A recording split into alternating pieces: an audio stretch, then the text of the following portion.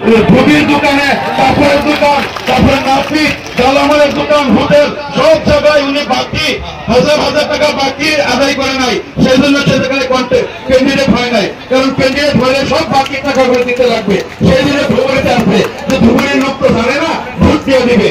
যা হোক, ধুবুরি তিনি ইনচার্জ ছিল একবার, ইনচার্জ হয়ে তিনি কিন্তু ধুবুরির জন্য লক্ষ্মী বিমানবন্দর করতে পারে নাই, ধুবুরি ফুলবাড়ি ব্রিজ করতে পারে নাই, আর জাহাজ বন্দর করতে পারে নাই, সেখানে ইউনিভার্সিটি মেডিকেল কলেজ কিছুই করতে পারে নাই।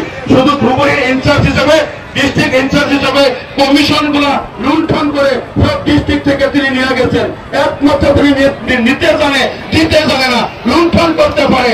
তিনি একমাত্র লুণ্ঠন করতে পারে, দিতে জানে না। গতিকে ওনার সঙ্গে আমাদের মাননীয় সভাপতি বদরুদ্দিন আহমদ সাহেবের তুলনা হয় না। আর উনি বদরুদ্দিন আহমদ সাহেব তিনি কওমের প্রতি যে দরদ, তিনি 6 কোটি কেস সুপ্রিম কোর্টে নিজের টাকা খরচ করে আমাদের কওমের জন্য করেছে। মা বোনদের জন্য 48 লাখ মা বোনদের জন্য পঞ্চায়েত সার্টিফিকেটের কেস হোক, এনআরসি রিলেটেড হোক, আর ভিত্তিবর্ষ হোক, 8-10টা কেস এখনো সুপ্রিম কোর্টে চলাইতেছে। আমাদের কওমের জন্য সে দরদ মনে রয়েছে। রকিবুল হোসেন সব কাহারও কওমের প্রতি দরদ নাই। যদি দরদ থাকতো তবে রকিবুল হোসেন ডিটেনশন ক্যাম্পের বিরোধিতা করতো।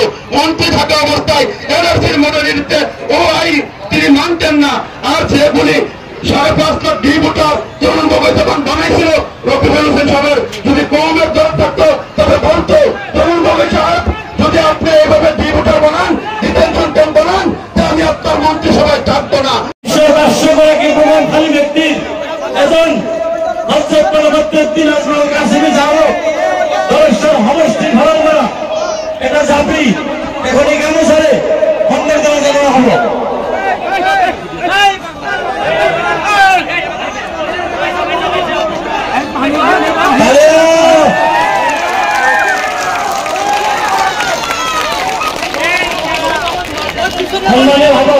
আমার সাংবাদিক বন্ধু সকলের কাছে জায়গা আপনারা খালি করে দিও।